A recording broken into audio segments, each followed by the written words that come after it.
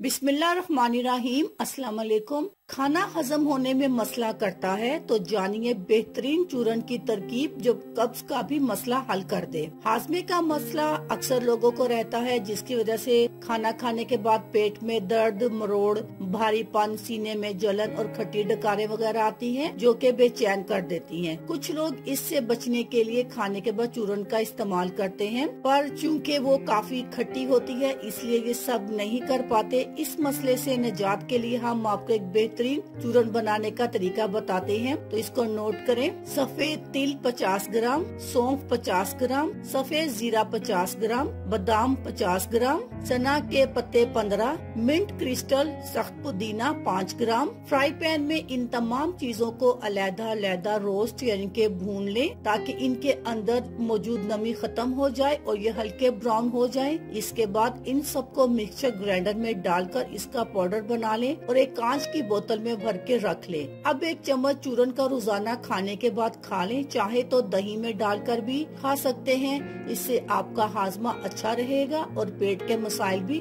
दूर होंगे। अल्लाह हाफिज।